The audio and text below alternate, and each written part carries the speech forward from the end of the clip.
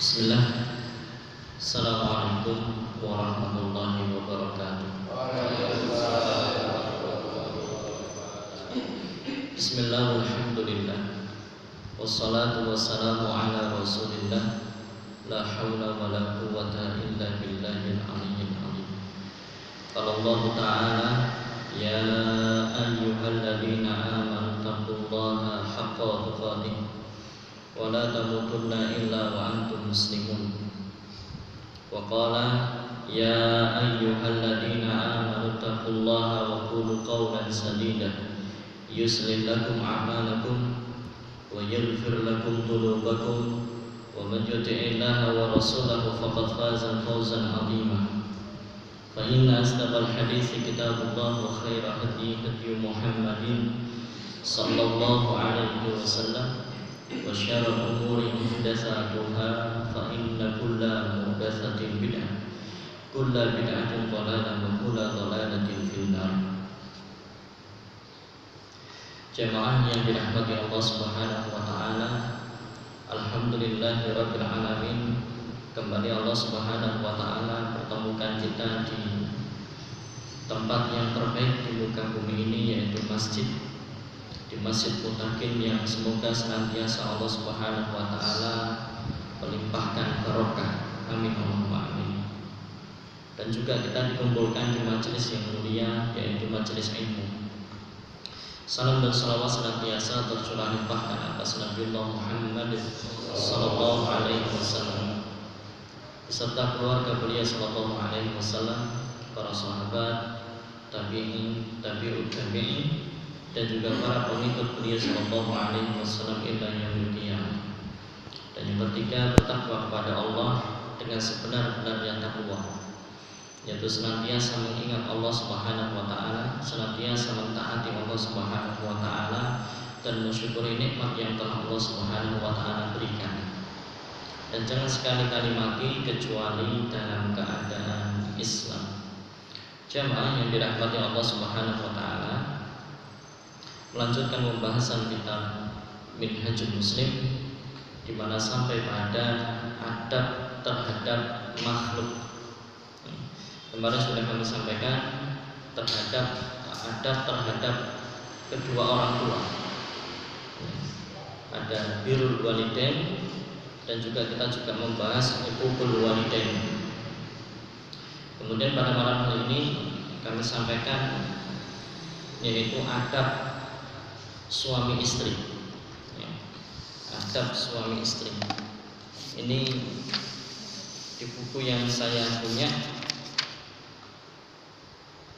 halaman 203, kitab Minhajul Muslim. Seorang muslim mengakui adanya adab timbal balik antara suami dan istri. Alhamdulillah bagi yang sudah nikah, berarti sudah sold out.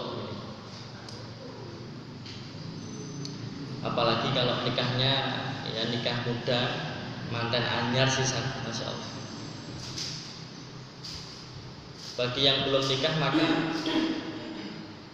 ini menjadi ilmu pranikah, sehingga al ilmu qablal qaul wal amal.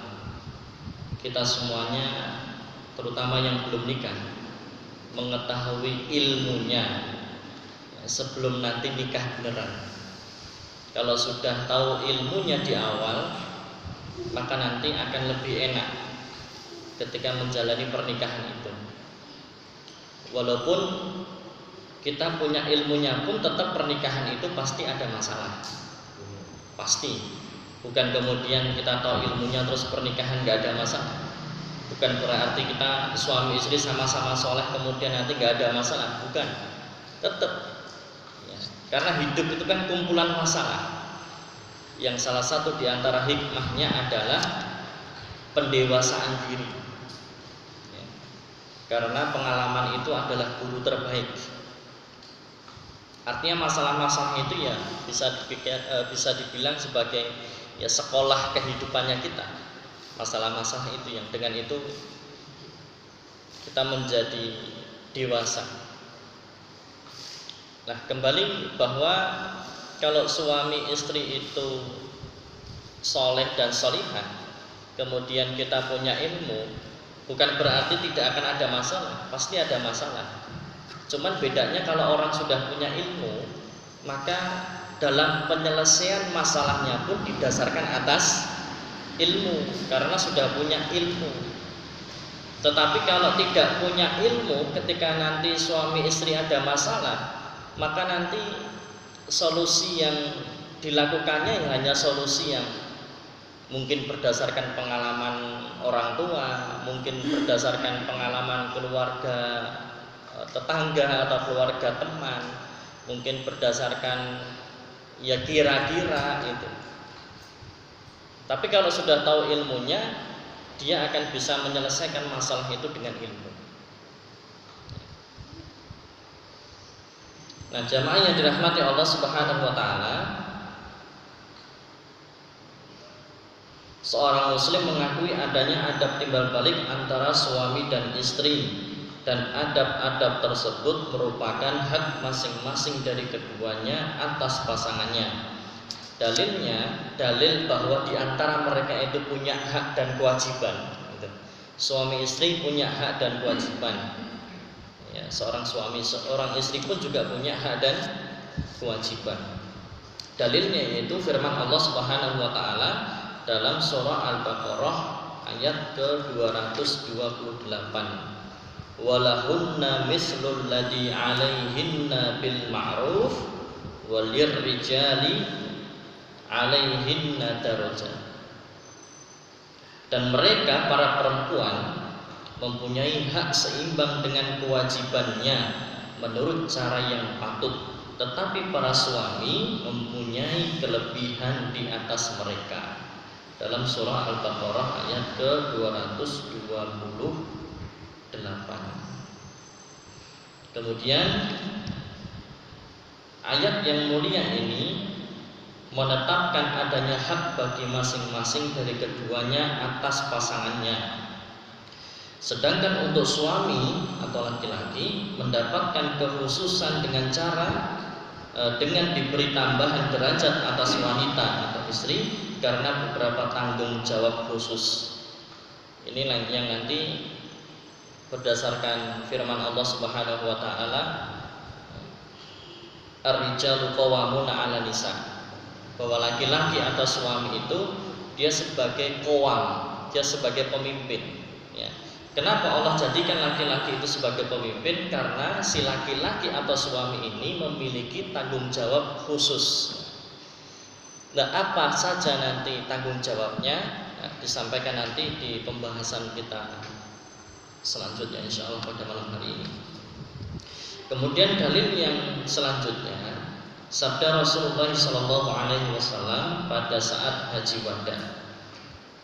Ala inna lakum ala nisaikum haqqan walin nisaikum alaikum haqqan.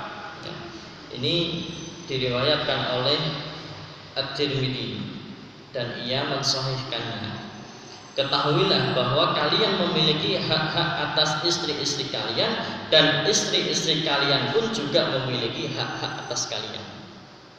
Suami punya hak dan kewajiban, istri juga punya hak dan kewajiban.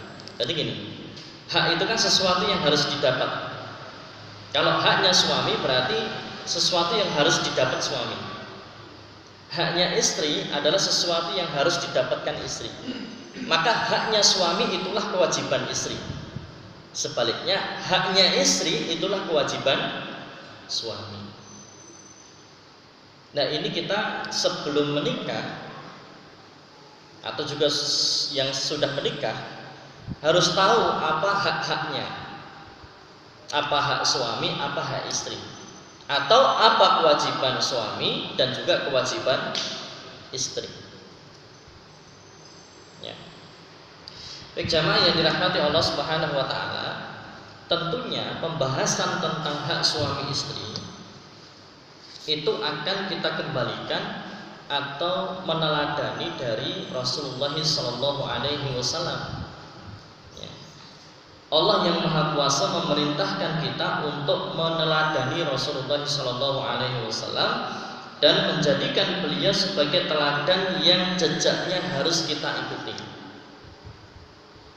Sebagaimana kemarin sudah saya sampaikan bahwa setiap kali kita membaca surah Al-Fatihah, di situ ada doa.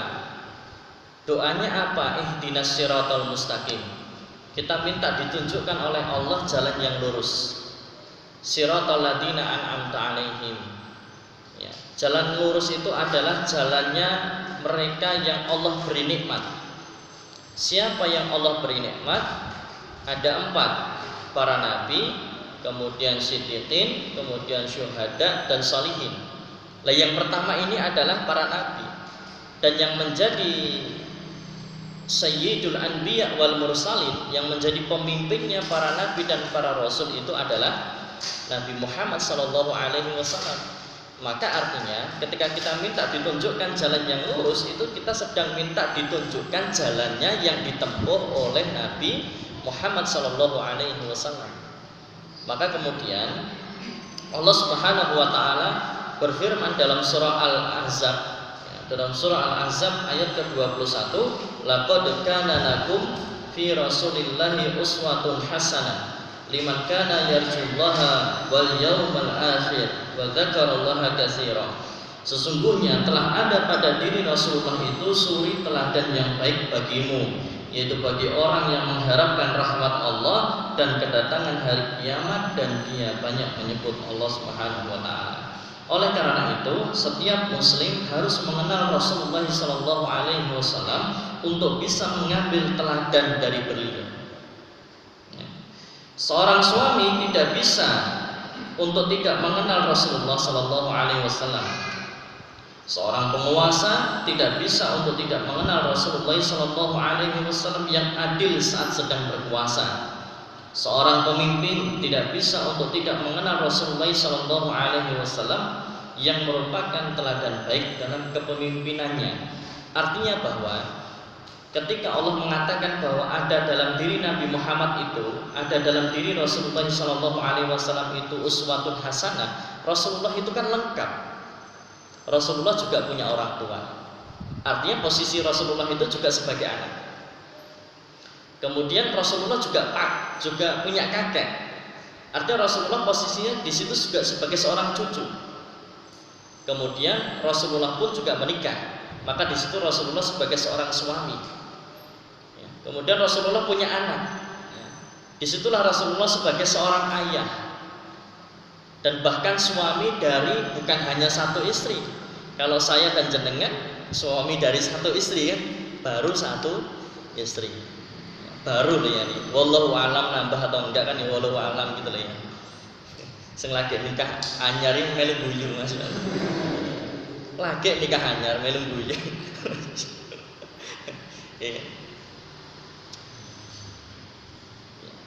Yang kita yang sudah menikah baru satu istri, di sini ada yang istrinya 2? Nggak ada ya, Masya Allah. Kalau yang belum nikah ada, banyak ya.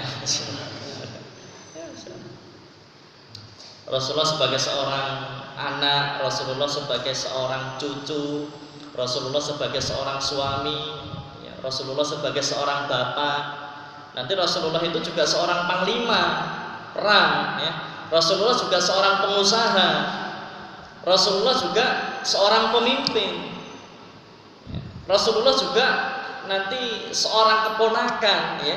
Rasulullah juga seorang nabi. Rasulullah seorang rasul. Jadi Rasulullah juga seorang pendidik atau guru. Maka ada buku Rasul Al-Mu'alim, bagaimana memotret Rasulullah itu dari sudut pandang pendidik atau guru. Artinya lengkap Rasulullah itu. Maka pantas sekali kalau Allah Subhanahu wa taala kemudian berfirman dalam surah Al-Ahzab, laqad kana lakum fi rasulillahi uswatun hasanah. Dan juga dalam surah Al-Falaq pun Allah Subhanahu wa taala memuji akhlak Rasulullah sallallahu alaihi wasallam.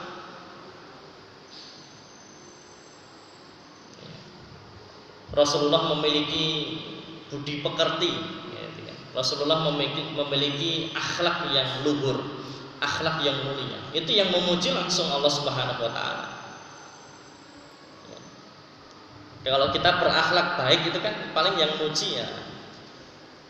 Di luar kita berakhlak baik, yang muji tetangga, yang muji temen, ya, yang muji ustadz, ya. Tapi nggak tahu bagaimana di rumahnya, ya. Bagaimana sikapnya terhadap keluarga. Makanya ketika Allah perintahkan kita untuk meneladani Rasulullah, kemudian Rasulullah juga bersabda, khairukum li ahlihi wa ana khairukum li ahli. Sebaik-baik di antara kalian itu adalah yang paling baik terhadap istri atau keluarganya. Jadi kalau kita pengen tahu siapa yang terbaik di antara kita ini, adalah yang paling baik terhadap istri atau keluarganya. Jadi kalau di luar nampaknya baik, tetapi ternyata istri ketika ditanya bagaimana suamimu, nah itu nggak baik. Karena standar baiknya Rasulullah itu, ya dia baik terhadap istri dan keluarganya. Di luar boleh ngomong ramah, tapi ternyata kalau sama istri sekali ngomong nyelekit, nah itu nggak bisa. Di luar dia dermawan, tetapi kalau sama istri pelitnya minta ampun.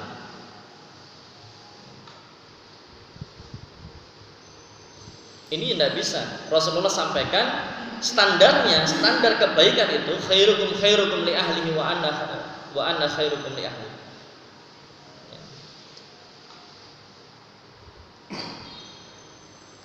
Siapa yang terbaik di antara kalian? Yang terbaik di antara kalian itu adalah yang paling baik terhadap istri dan keluarga. Nah, ini jamaah yang dirahmati Allah Subhanahu wa taala. Kemudian lanjutan dari hadis itu wa anna gitu. Dan saya, kata Rasulullah, adalah orang yang paling baik terhadap istri dan keluarga.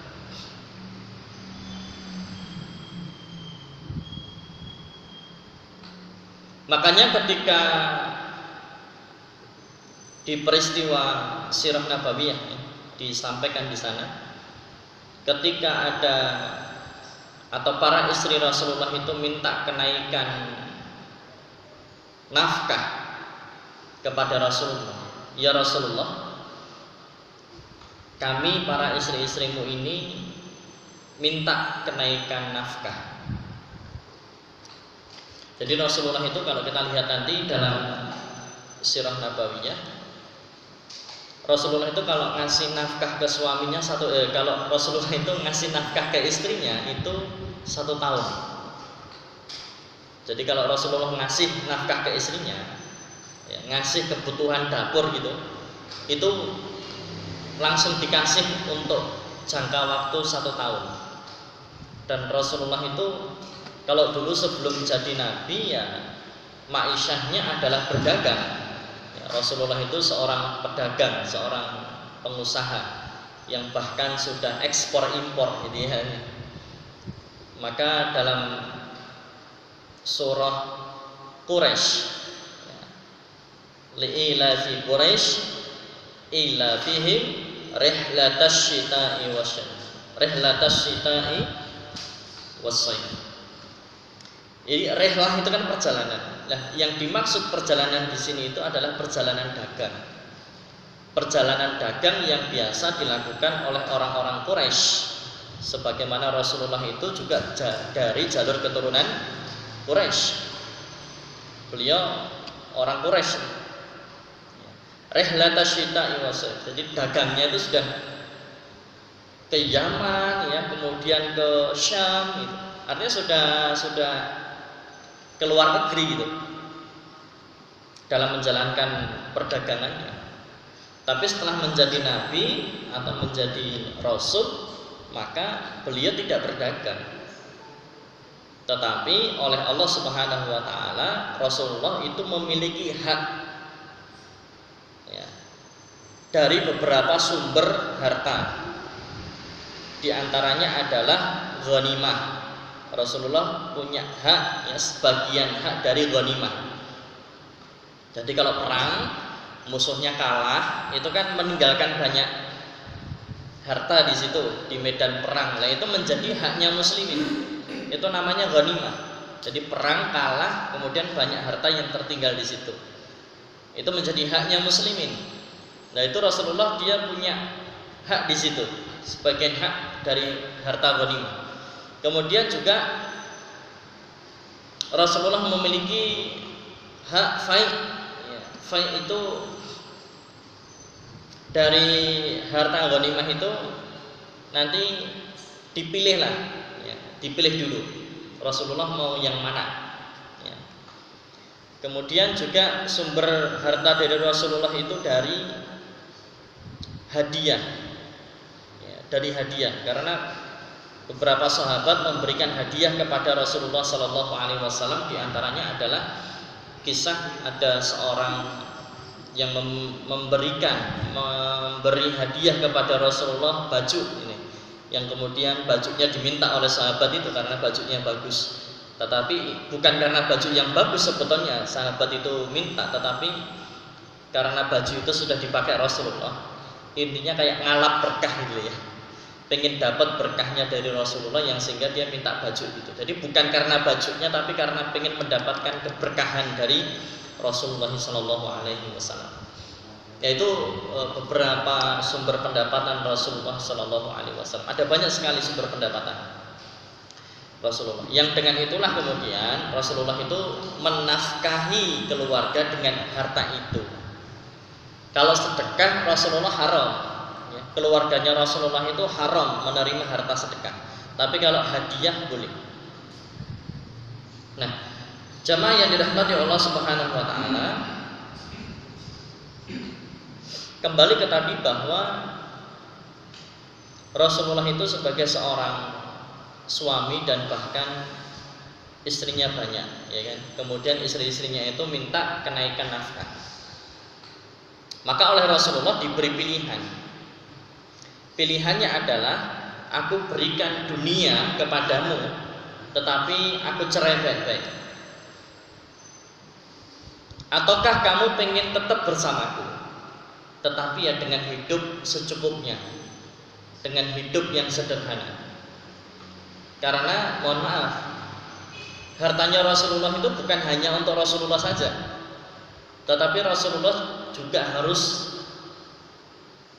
ngopeni umatnya, terutama para sahabat yang miskin dan bahkan mereka tidurnya di Masjid Nabawi bagian belakang, yang biasa dikenal dengan Ahlus Suffah. Itu kan para sahabat yang nggak punya tempat tinggal.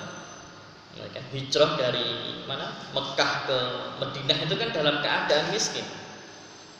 Maka karena mereka nggak punya rumah, Rasulullah harus punya solusi. Karena Rasulullah itu sebagai pemimpin, sebagai seorang nabi, sebagai seorang rasul yang adil gitu ya. Maka kemudian ditampunglah di masjid, tetapi bagian belakang. Mereka tidur di sana. Terus bagaimana makannya? Ya diopeni sama Rasulullah. Dan juga diopeni para sahabat. Jadi sahabat itu kalau pergi ke masjid, atau kalau para sahabat itu datang ke masjid, biasanya mereka nenteng makanan. Ya lah, makanan itu kemudian diberikan kepada para sahabat Ahlus Suffah ini. Jadi diopeni bareng-bareng. Rasulullah yang ngopeni, para sahabat yang lain pun juga ngopeni. Ya, inilah ukhuwah Islamiyah. Inilah ukhuwah Islamiyah.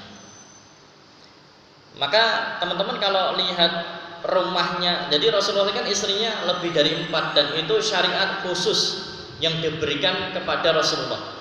Ya, kalau kita nggak boleh lebih dari 4. Ya. Tapi kalau Rasulullah boleh.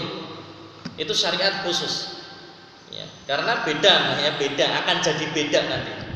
Kekuatan kita dengan Rasulullah ya beda, niatan kita dengan niatannya Rasulullah juga beda, perlakuannya kita dengan perlakuannya Rasulullah kepada para istrinya pun juga akan beda. Ya. Maka kemudian kalau kita dibatasi, ya kan? Makanya dulu ketika perintah bahwa maksimal 4 istri, itu ada sahabat yang sudah memiliki lebih dari 4 istri. Karena kan memang sebelumnya boleh. Di masa jahiliyah itu mau nikah berapapun boleh. Bahkan saking bobroknya di masa jahiliyah, kamu nikahi ibu kandungmu sendiri boleh. Ya, jadi bapaknya meninggal, ya kan? Nanti anaknya nikah sama ibu kandungnya, itu boleh di masa jahiliyah. Dan bahkan pernikahan di masa jahiliyah pun luar biasa. Kalau kita bilang itu bukan pernikahan, itu pelacuran. Tetapi di masa jahiliyah itu dianggap sebagai pernikahan. Karena ada beberapa model pernikahan di masa jahiliyah. Kalau kita buka nanti di Sirah Nabawiyah. Yang pertama itu model pernikahan ya seperti kita ini. Ada saksi, ada wali, ada mahar. Ya, yang biasa menikahkan adalah walinya. Ya, tapi nanti kalau kita kan manggil dari KUA, ya, naib untuk mencatat. Kemudian ada juga model yang lain. Model yang lain itu satu wanita ini nanti dikumpuli oleh beberapa laki-laki. Itu satu wanita dikumpuli oleh beberapa laki-laki. Jadi misalkan dikumpuli oleh 10 laki-laki. Kalau dalam bahasa yang mudah dipahami, ya 10 laki-laki yang mengumpuli satu wanita tadi itu nulis nomor HP-nya. Jadi sebelum mengumpuli ya kamu daftar absen dulu gitu kan ya. Tulis nomor HP, WhatsApp gitu kan.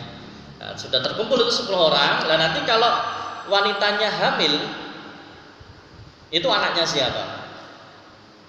Ayo.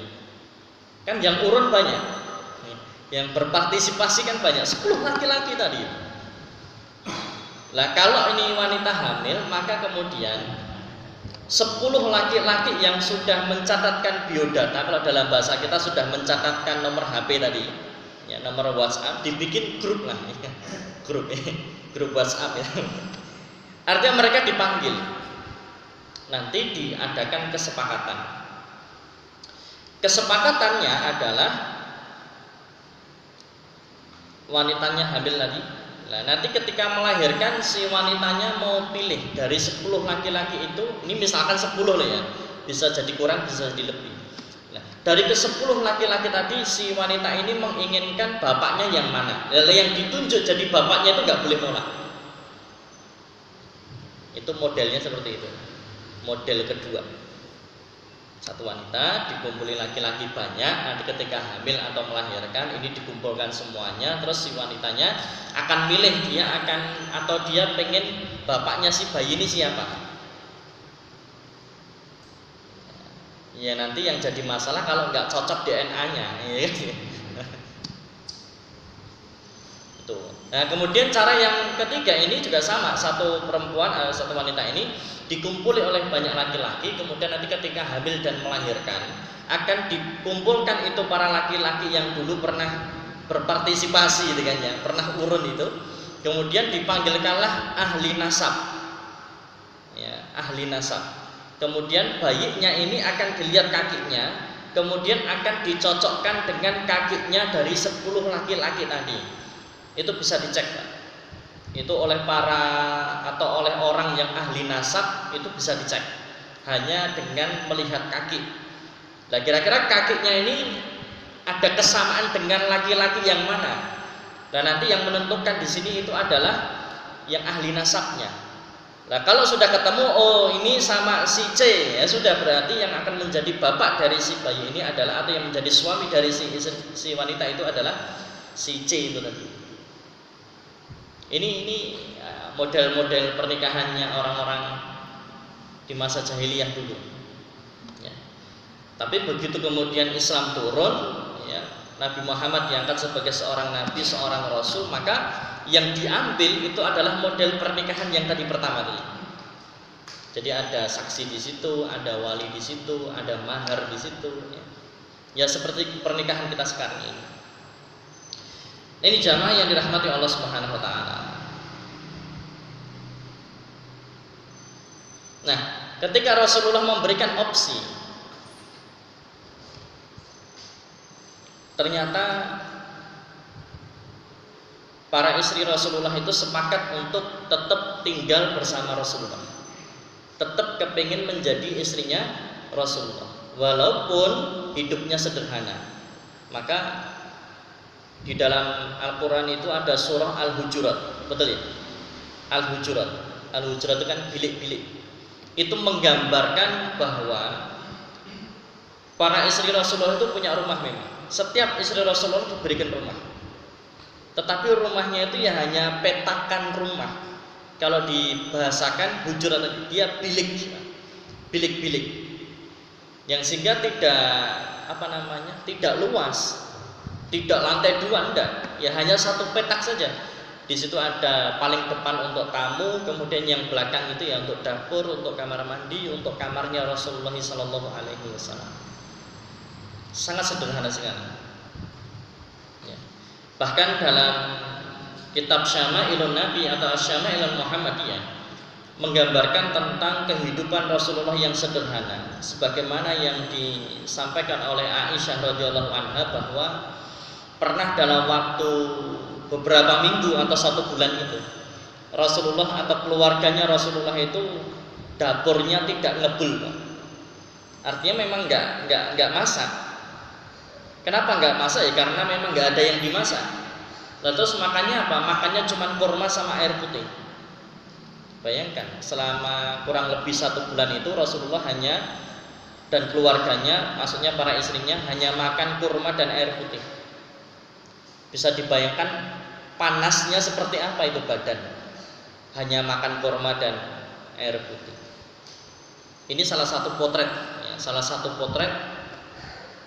tentang kesederhanaan beliau Shallallahu Alaihi Wasallam dan keluarganya. Dan juga disampaikan bahwa Rasulullah itu kalau makan nggak pernah kenyang, kecuali ketika makan bareng-bareng bersama sahabat. Jadi Rasulullah kalau makan nggak pernah kenyang kecuali kalau sedang makan bersama dengan para sahabat. Artinya kalau makan pun ya Rasulullah itu sederhana sekali. Makanya konsep makan dalam Islam itu, makan itu hanya sekedar untuk bisa menegakkan tulang sulbi, ya, bisa menegakkan tulang ini ya, tulang punggung. Untuk apa? Berdiri menegakkan sholat. Pokoknya kalau makan sudah bisa membuat antum berdiri, maka ya cukup dengan itu aja. Nah, artinya kalau makan itu hanya sekedar cukup untuk berdiri, sebetulnya makan nggak harus banyak. Ya, ya. Tetapi kalau tidak bisa, kata Rasulullah, ini konsep makan. Kalau tidak bisa, sulubun li ta'amihi, sepertiganya untuk makan. Wa sulubun li syarabihi, sepertiganya untuk minum. Wa sulubun li nafasihi, dan sepertiganya untuk nafas. Jadi lambung ini, perut ini atau lambung ini, itu sepertiganya untuk makan, sepertiganya untuk minum, sepertiganya untuk nafas. Itu konsep makan dalam Islam yang menyehatkan. Dan juga makanan, Rasulullah pernah berdoa, ya Allah berikan kepada keluarga Muhammad al-qut. Apa itu al-qut? Al-qut itu makanan yang nggak banyak, secara kuantitas nggak banyak, tetapi kualitas.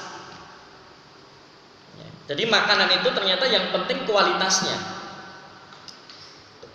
Walau dia sedikit makanannya, tetapi kalau makanan yang dimakan itu ternyata penuh dengan gizi atau nutrisi, itu juga akan bisa menguatkan dan menyehatkan. Jadi makanan itu bukan soal kuantitas, tetapi soal kualitas. Makanan banyak, tetapi kalau tidak ada nutrisi, kalau orang bilang, kalau dokter bilang itu apa ya? Kalau orang kata itu makanan sampah itu. Apa makanan sampah? Makanan sampah makanan yang nggak ada nutrisinya, nggak ada gizinya, dia cuma mengenyangkan saja. Cuma memenuhi perut aja, tapi nggak ada nutrisi, nggak ada gizinya. Itu makanan sampah, kata orang-orang. Tapi kalau Rasulullah enggak, makanan secara kuantitasnya dikit nggak apa-apa, tetapi berkualitas. Makanya Rasulullah setiap pagi kita disunahkan untuk makan kurma. Berapa butir?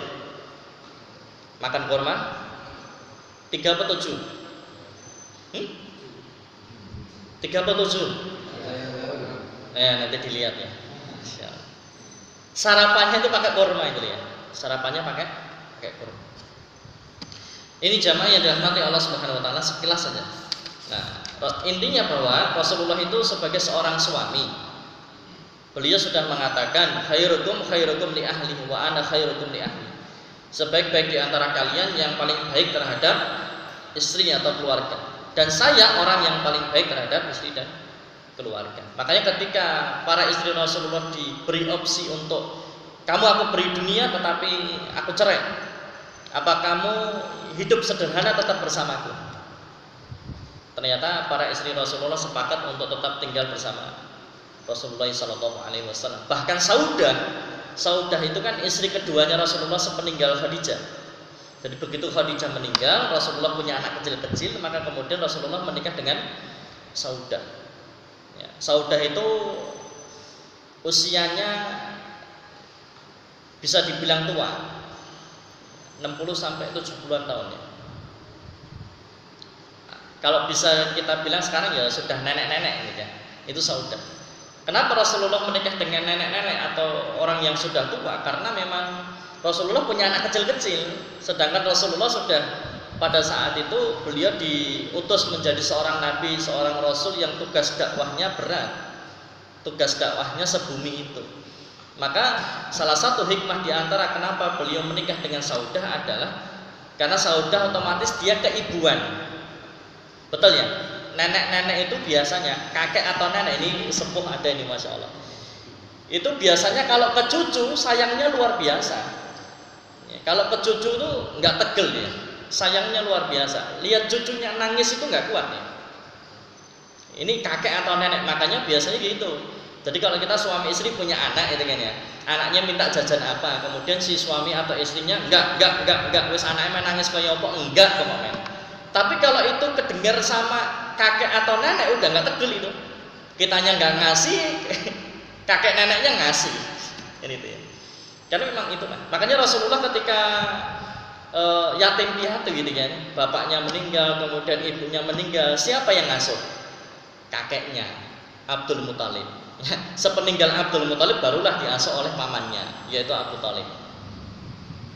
Jadi memang ya kasih sayang kakek nenek ke cucu itu memang besar.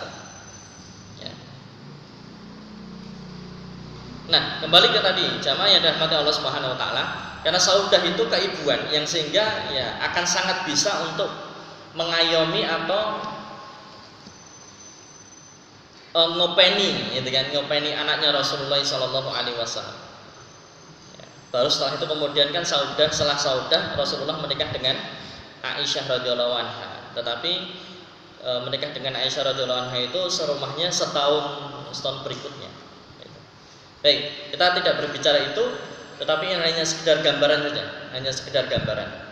Nah, Saudah itu yang sudah tua, makin tua dia makin tua. Maka pernah ada kisah di mana ada fase di mana Rasulullah SAW itu memberikan tawaran kepada Saudah, ya kan? Bagaimana kalau Saudah ini ya sudah kamu tak cerai baik-baik, tetapi tetap masih tak openi gitu kan? Karena juga berat Saudah itu harus bersaing dengan usia istri Rasulullah yang lebih muda darinya, apalagi Aisyah radhiyallahu anha yang istri Rasulullah yang paling muda. Karena gini, kalau nikah lebih dari 4 ya, atau nikah lebih dari 1 itu memang akan ada kecenderungan mereka saling berlomba-lomba untuk menjadi yang istimewa di depan suaminya. Nah, biasanya berlomba-lomba inilah kadang memunculkan gesekan-gesekan. Ya, ada persaingan-persaingan. Ya, persaingannya sehat tadi. Ada persaingan-persaingan.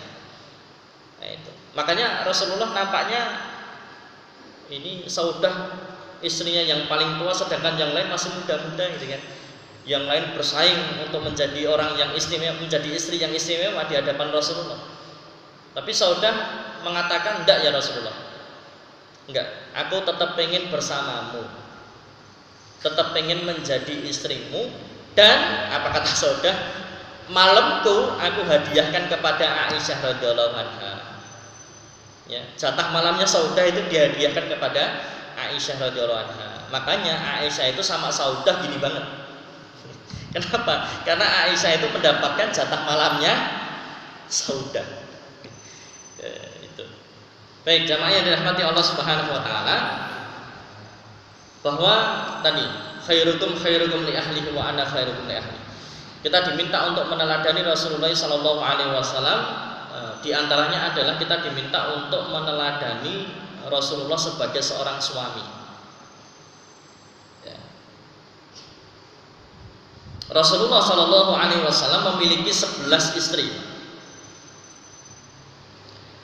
yaitu Khadijah, kemudian Khadijah binti Khuwailid, Aisyah binti Abu Bakar, Hafsah binti Umar, Saudah binti Zam'ah, kemudian Zainab binti Jahsy, Zainab binti Khuzaimah, Ummu Salamah, kemudian Ummu Habibah, kemudian Maimunah bintu Al-Harith, kemudian Juwairiyah binti Al-Harith, dan Sofiyah binti Huyai.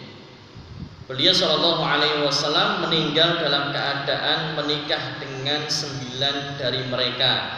Adapun Khadijah binti Khuwailid telah meninggal sebelum beliau sallallahu alaihi wasallam. Ya. Khadijah kan meninggal duluan. Ya. Istri pertama dan meninggal duluan. Nah, Rasulullah sallallahu alaihi wasallam menjalani hidup yang bahagia dengan istri-istri beliau yang suci, yang mencerminkan contoh praktis dari kalimat Allah Subhanahu wa taala dalam surah An-Nisa ayat ke-19, wa ashiruhunna bil ma'ruf. Wa ashiruhunna bil ma'ruf. Ini dalam surah An-Nisa ayat ke-19. Nah, inilah bagaimana sikap suami kepada istri. Ya, dan bergaulah dengan mereka dengan pergaulan yang baik. Pergauli mereka dengan baik. Ya, kebaikan di sini maksudnya segala tindakan, perkataan dan akhlak yang mulia. Ya, perlakukan mereka, pergaulilah mereka dengan baik. Maka para istri Rasulullah itu merasa teristimewa dengan Rasulullah. Tadi ya, Rasulullah itu bayangkan istrinya 11. Itu kalau kita nggak kuat itu. Nggak kuat semuanya, finansialnya pun ya nggak kuat ini. Kekuatannya, fisiknya ya berat, nggak kuat. Jadi Rasulullah itu berjihad. Rasulullah itu kan diutus menjadi seorang nabi dan rasul di usia berapa? 40-an tahun kan? 40-an tahun. Barulah kemudian ada perintah untuk jihad. Ya kan, jihad. Jadi artinya Rasulullah itu pergi berjihad, berperang itu di usia yang lebih dari 40 tahun atau bahkan 50-an tahun. Bayangkan, perang jihad itu kan capek, berat. Tetapi Rasulullah di usia 50-an tahun itu malah diperintahkan Allah untuk pergi berjihad. Ini yang membuktikan akan kekuatan fisik beliau sallallahu alaihi wasallam. Ya.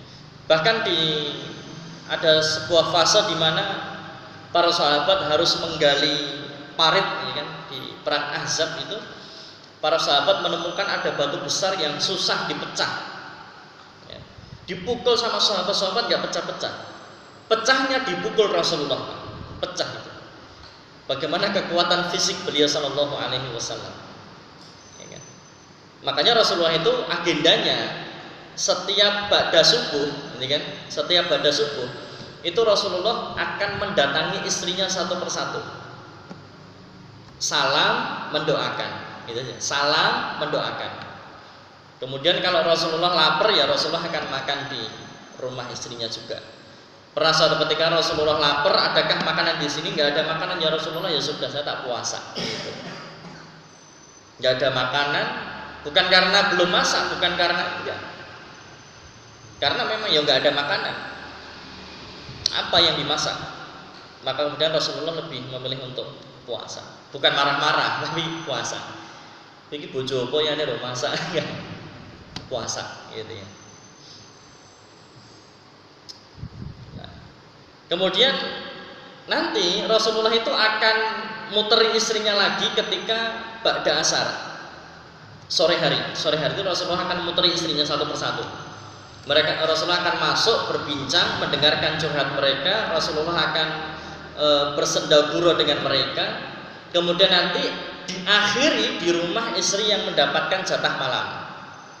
Itu adilnya Rasulullah SAW. Mendatangi satu persatu, nanti kalau sehari berakhir di rumah yang mendapatkan jatah malam. Nah ini jamaah yang dirahmati Allah Subhanahu wa taala. Antum nggak usah bayang cukup satu aja udah. Satu. Berarti nggak usah keliling-keliling, cukup satu rumah aja. Ya cerita, dengerin curhat, sendaguro, ya bermalam ya di situ. Mau isinya cuma satu, nggak usah pindah-pindah. Cuma satu itu tak. Baik. Nah, kemudian jamaah yang dirahmati Allah Subhanahu wa taala, maka itu menjadi kewajiban kita para suami dan menjadi haknya istri, yaitu mendapatkan perlakuan atau pergaulan yang baik dari kita. Kemudian hak yang selanjutnya jamaah yang dirahmati Allah Subhanahu wa taala, bahwa yaitu kasih sayang. Hendaknya secara timbal balik masing-masing dari suami istri, baik. Yang pertama, saya ulangi, seorang suami wajib menjalankan adab-adab. Tadi yang pertama, mempergauli istri dengan baik, memperlakukan istri dengan baik. Wa ashiruhunna bil ma'ruf dalam surah An-Nisa ayat ke-19. Seorang suami harus memberi istrinya makan jika ia makan, dan memberikannya pakaian jika ia berpakaian, serta mendidiknya jika ia khawatir istrinya melakukan perbuatan membangkang dengan pendidikan yang telah diperintahkan Allah kepadanya, seperti menasihatinya tanpa mencaci maki, menghina dan menjelek-jelekkannya. Rasulullah SAW bersabda, "Wastausu bin nisa'i khairan," saling berwasiatlah dengan kebaikan terhadap para wanita. Yaitu hadis diriwayatkan oleh Al-Bukhari. Nah ini jamaah yang dirahmati Allah Subhanahu wa taala. Perlakuan pergaulan yang baik diantaranya kasih makan, ya kan? Kasih pakaian. Kalau jenengan jajan keluar, ya kan, ke resto mana atau rumah makan mana bersama teman, ya kalau pulang bawainlah istrinya makanan yang jenengan makan, atau menu dari resto atau rumah makan itu. Bawain pulang ke rumah, bawain oleh-oleh. Tadi saya dolan ke resto ini, kamu tak bawain ini. Ya. Belikannya jangan di ya. Makannya di resto, belikannya di ya sama di resto itu dibelikan. Ya kan? Makannya seafood, leboknya go bandeng. Ya beda kalau istri yang minta ya, bawain go bandeng itu nggak apa-apa. Ya. Pakaian juga, kalau kita beli pakaian, istri belikan pakaian. Ya. Tapi hati-hati nih, harga gamis mahal nih ya. Ya resiko ya kan ya, resiko. Baik. Kalau pengen nampak istrinya cantik ya harus diopeni memang, ya kan? Harus diopeni, make upnya, skincare-nya, gamisnya, ya. Kemudian wanita itu kan dikatakan oleh Rasulullah sebagaimana tulang rusuk. Tulang rusuk itu kan dia bengkong. Kalau dipaksa lurus, dia akan patah. Tapi kalau dibiarkan ya akan terus bengkok. Itulah wanita.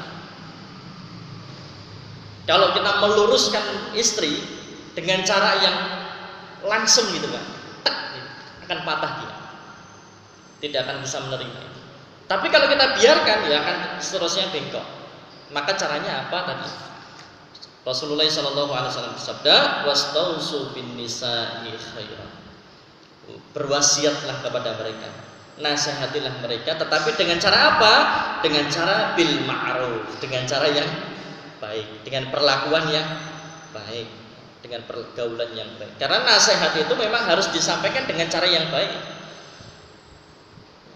Maka nasihat itu kalau pengen menasihati orang harus 3. Syaratnya 3 menasihati orang. Ya, dan ini perintah Allah kan, wa tawassaw bil haqq wa tawassaw bis sabr. Memang kita harus saling menasihati dan itulah wujud kecintaan kita. Kalau salah dinasehati. Ya. Satu, kalau mau menasehati harus milih bahasa. Hati-hati. Jangan terlalu tokleh. Karena apalagi istri itu atau wanita itu dia lebih kepada perasaan.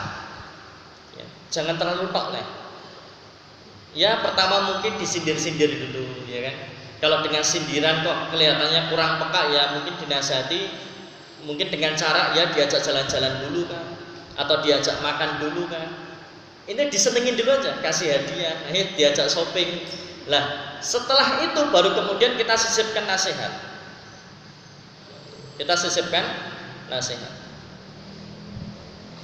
Itu biasanya akan lebih bisa menerima, karena dia sudah merasa senang dulu, merasa nyaman, baru kemudian masuk itu nasihat dengan kata-kata yang tadi, pilih-pilih bahasa, jangan terlalu tokleh.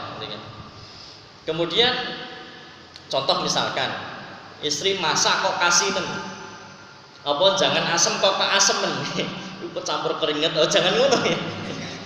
Ya. Ada caranya bagaimana? Ya istri diajak untuk makan bareng, gitu ya. Kita disiapin makan, istri diajak makan bareng. Ya mungkin kalau pengen romantis dikit ya belum disuapin. Nanti istri akan mengatakan, loh kok asin banget ya, itu. Jadi tanpa kita memberikan nasihat, tanpa kita ngomong itu ya, tetapi ternyata istri bisa merasakan itu sendiri. Istri akan batin, kok tumben-tumbenan ngejak makan bareng gitu kan. Kok tumben-tumbenan kok saya disuapin. Ternyata kita hanya ingin mengatakan kepada dia, masakan muka sinen, apa kowe pengen rabi meneh piye. Ada banyak cara untuk menasihati istri, ya. Pilih bahasa. Yang kedua apa?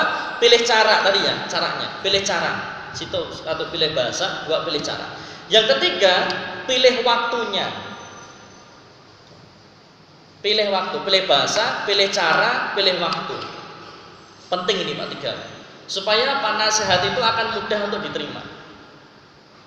Kadang nasihatnya bagus, tetapi caranya dan waktunya nggak tepat.